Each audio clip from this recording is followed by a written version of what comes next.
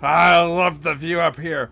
What's this? Shit, not again. Ah, fuck. Goddamn electricity. I'll never learn. Happens all the time. That's okay. I'll be okay. I'll fly it off. This time I got another casualty of the birds and the power surge. This time an Onkyo TX SR 705. This one was working great until the lights went out. Comes back, this one's got a mind of its own. Changes modes, volume doesn't work, turns on, doesn't turn on, locks up. This one's got problems. Let's check this one out. This is my Onkyo that I've been using in my home theater for the last several years. It's a, what is this one? TX SR 705.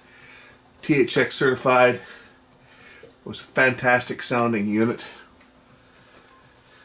And, well, I had a power surge a few weeks back, and since then it has decided it doesn't want to work.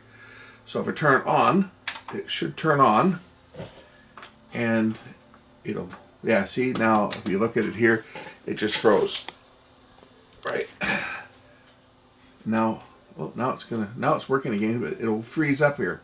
There. See, the volume doesn't work. And when it locks up, I can't change inputs. I can't do anything. Of course, now it's going to work. But it is going to lock up. There. Oh.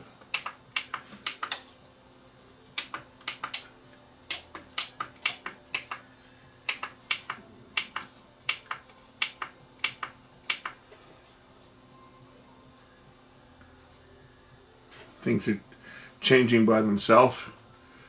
The pure audio light just came on by itself. It's got a mind of its own. The display just went out. Turn that off. There, see, now it's locked up. It won't change. And I can't turn it off. Well, not time I did, but it's got weird things going on. It worked fine until there was a power failure. And you see, I'm trying to turn now. Oh, just all of a sudden goes down to 0. So I don't know what's going on with this. It just kind of yeah, doing weird things.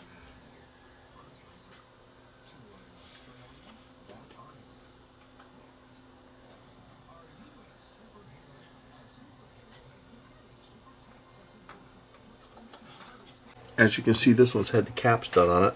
These ones had surface-mounted caps here that went bad, and they were all changed out on this one a while back. This one wasn't changed here.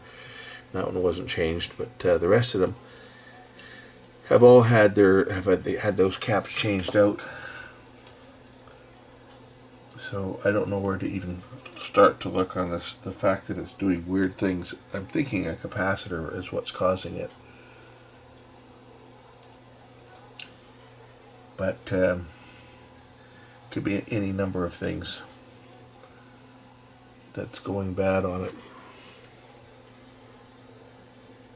I'm using another one. I'm using a 605, I think right now. I have a 605 as well. So I've got another one in place of this one that's being used. So this is kind of like my spare. So I like to get it working, although I do have a few others. I do have a few other Onkyos as well. This was given to me years ago. It's got a couple little fans on the bottom here to keep things cool, but no access panel like all the modern crap receivers. I've just been checking some of the surface mounted caps that remain on this board, and like this one here is fine.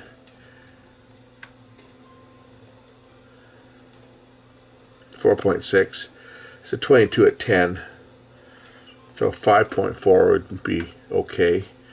This one here is okay here as well. I get my probe in here to make a connection.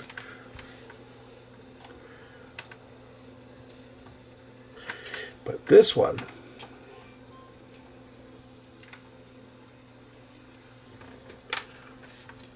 this is a 220 at 6 volts. And this one here was measuring pretty high. Oh, no, it's not. It's 1.8. I guess I wasn't making a good connection when I tested it off camera. I thought I was going to find the problem.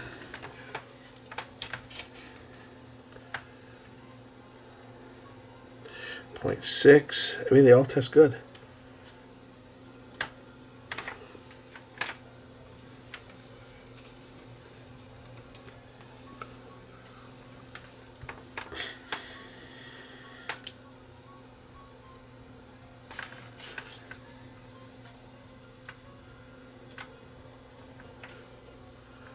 .87. Well, I guess I wasn't making a good connection. That was the reading I got the first time I looked at it. I got a really high reading. I thought, what the heck? But it's 1.8 ohms. That's okay. That's a 220 at 6 volts. Well, it's a little high. I mean, 0.6. So this one's going up a little bit. Maybe we're grasping at straws on that one. I'll change it. For the hell of it, I'll change it. Because a 220.6 is what a good one would be. A 10 volt. So it should be like 0.6. And we're measuring 1.7. So maybe that one's problematic. I'll change that one out just to see if it makes any difference. So here's a 220 at 10. You can see the meter, a new one. And it's 0.4, which is right, that's a little better than 0.6 would be good. And this one's measuring 1.8, so we'll change it out just to see. I got another 220 here. This one's at 25 volts. We'll see what it measures just off camera here. It's measuring 0.7. We'll cut this one out.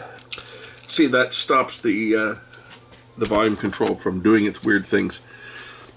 I mean, this isn't the digital circuit, right? So everything communicates back and forth on these digital circuits. So you get capacitors that go bad on some of these digital boards, and you can get all kinds of weird things happening.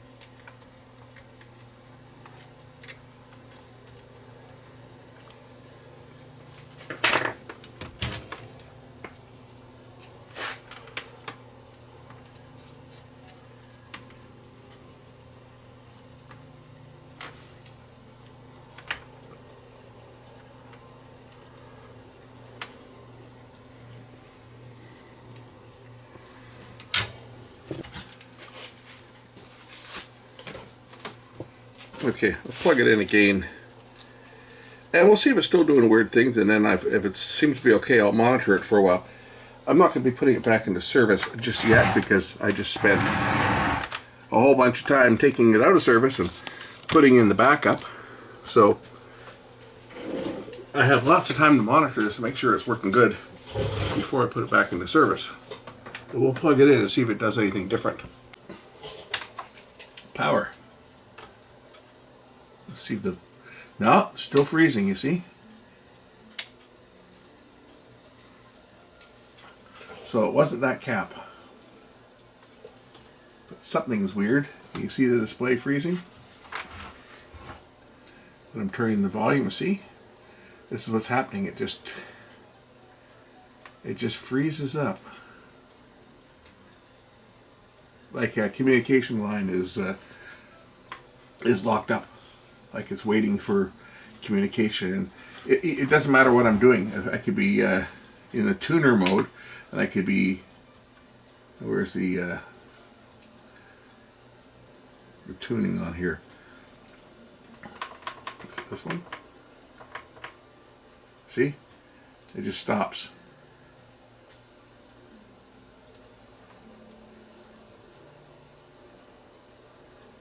There's no antenna on here, so there's no reason it would stop. It just keeps going, and it's stopping in where there's not even any stations. Like there is no station at 106.9. So this is where we are on this one.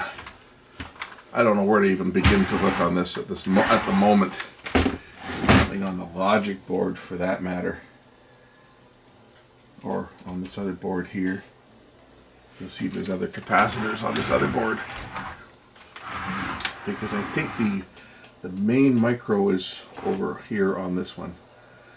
It talks to this board though, right? Like the display plug's in the front over here. This is going to the display board. I'm pretty much sure it's not going to be anything on the display board. It's going to be something on this board or something on that board, I think. I don't think the amplifier board will cause problems like that.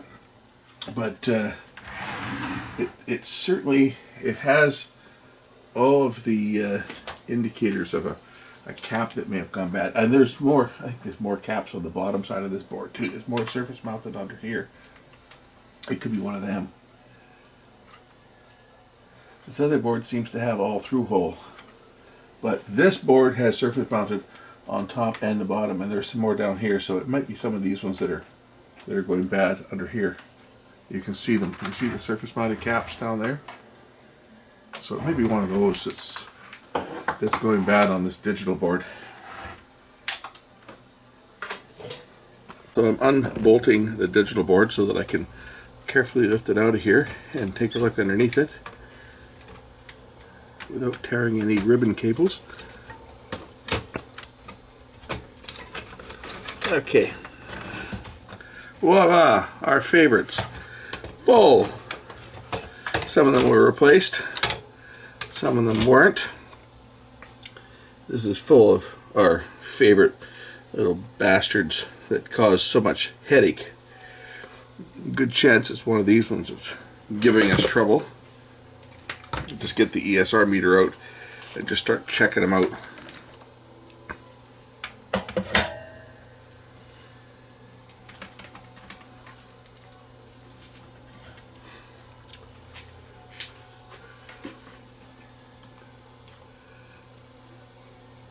$106, that's bad. 220, that one looks like it's open. Nope, that one's okay, probably. 9. I'm looking for ones that are really bad, right? Like open. 1.8.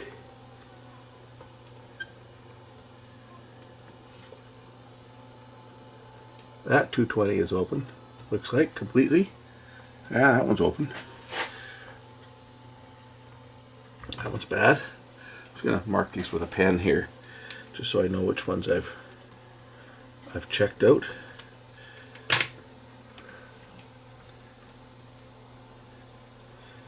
That one should be okay. That one should be okay.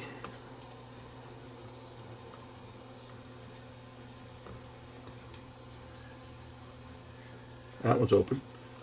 Completely open. Nope, wait a minute. 0.8, I guess that one is okay. What about this one here? I'm not making, was I not just making a good connection? Or is it in fact open? That one does appear to be open. For sure. 0.5. 1.1. These ones here are probably okay, these bigger ones. But then again, maybe not. That's okay. Can't get the probe in there properly. That one there looks like it's a bit discolored, but it seems to be okay. 0.1.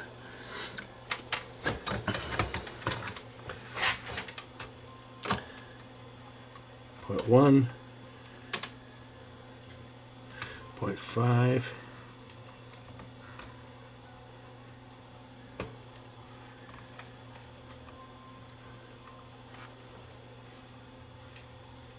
0.16, 0.16, 0.13.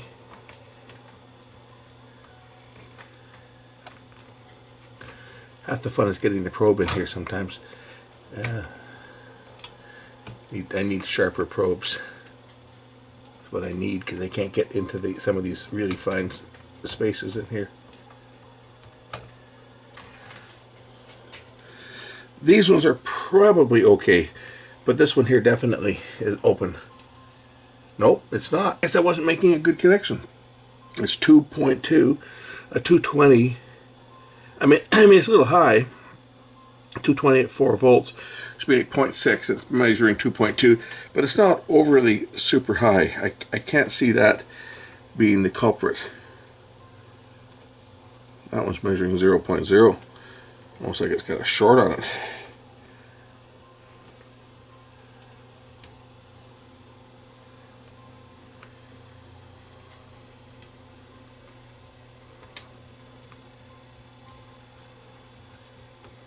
Most of the ones that have a history of going bad on this board have been already done.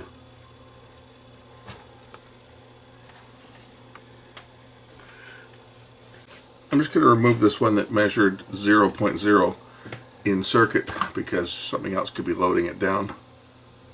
Okay, let's just measure this one out of circuit. It is a what value is it? 100 microfarad at 16 volts. So 100 of 16 should be like 0.33. What are we measuring on this one? 24. Yeah, a little bit high. 24 ohms. Right? My meter isn't even calibrated. But it's still 22 ohms, and it's a 16 volt 100 microfarad. So I mean, that should be like down 0.7. Maybe this one's the fault. This one was changed before we find another one. I'll try that one. So the replacement, it's measuring 0.14.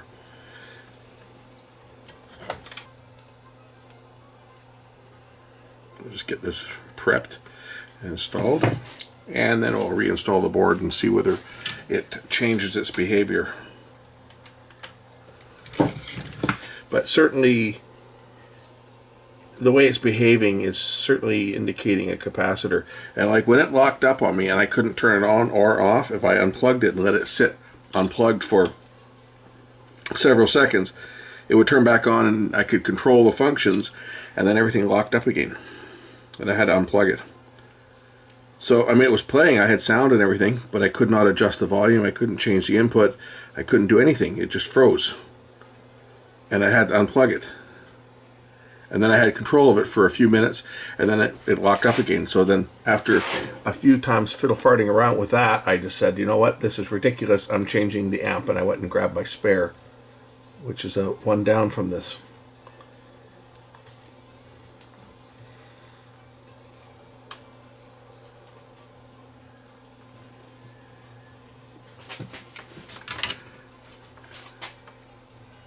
Alright, let's plug the board back in and see what happens.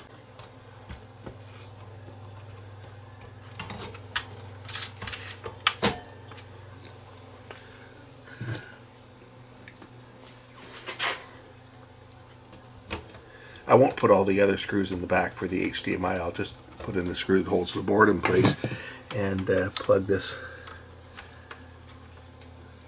connector back in very carefully, because we all know how well these connectors tolerate being plugged and unplugged more than once.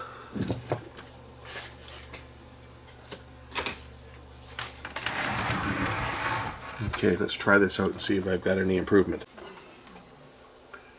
Power on. And, oh no, still doing it. Still freezing. Let's see.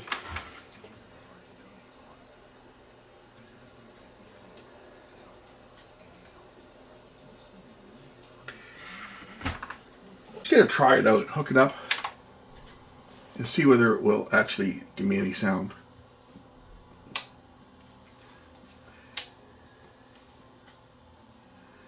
Just tune it into a frequency.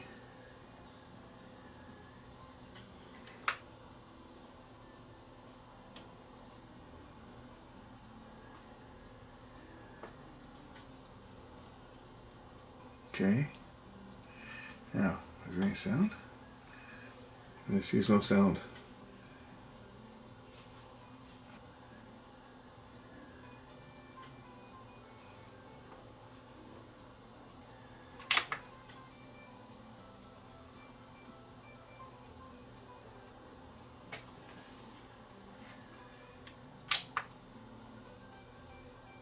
Inputs are changing.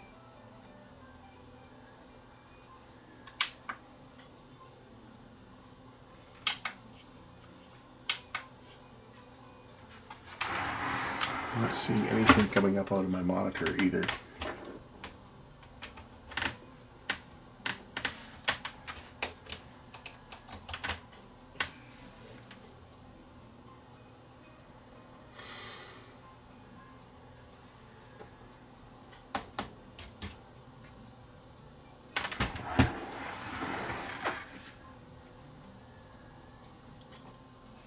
I got my monitor plugged into HDMI out. Yeah, I'm not seeing anything. I don't know how far I want to go on this because I've got two other receivers in waiting for if they need to get used.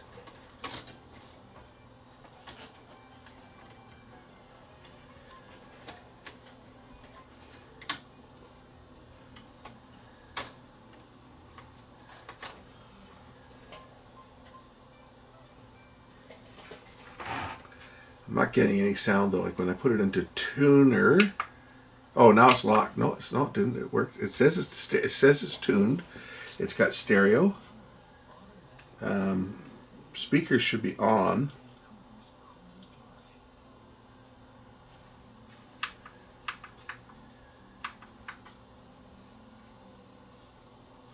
I got no picture either, so speakers are connected to front speakers, so there should be sound on here. This is a receiver that I got a number of years ago for free because somebody had broken the HDMI. I had to resolder the HDMI on it.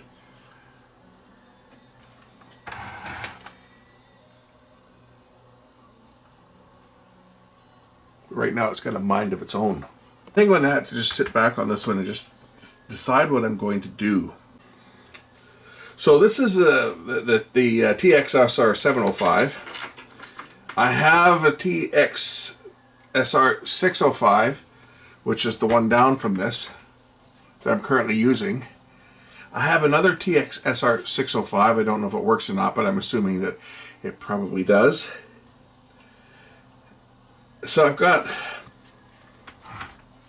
I don't really need this one because I've got one. I had a spare. The 605 was a spare. I got another 605. I have another Onkyo Integra that is just sitting on a shelf. I have another Onkyo.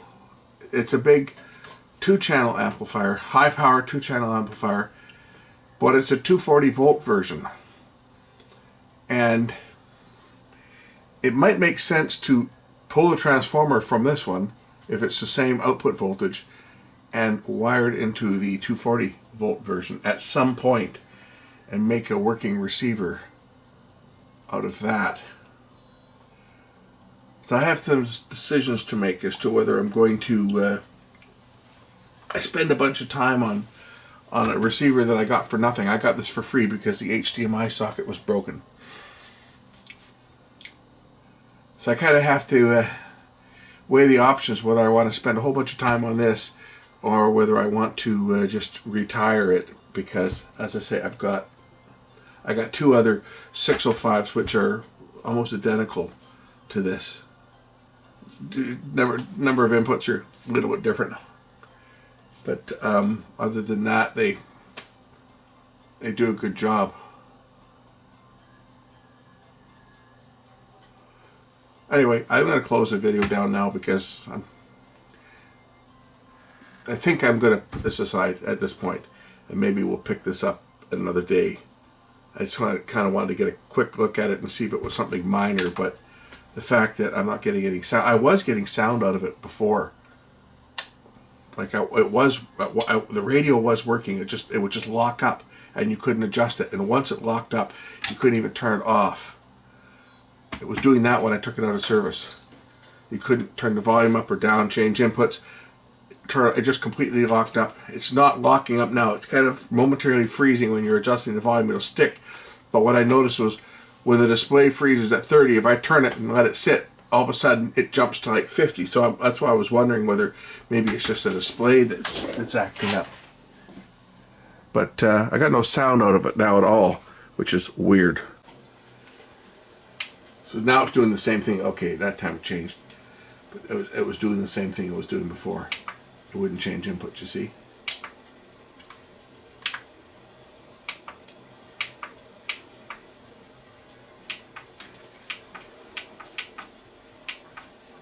Pure audio is not lighting up when you push down pure audio. You can't select different modes. See?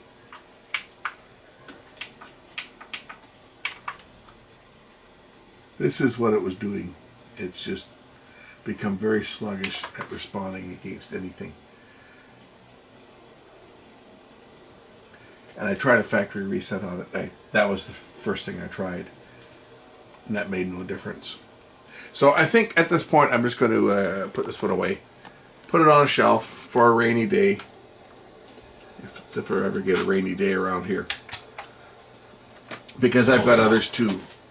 I'm not in a bind, so we'll pick it up at some other point. Thanks for watching.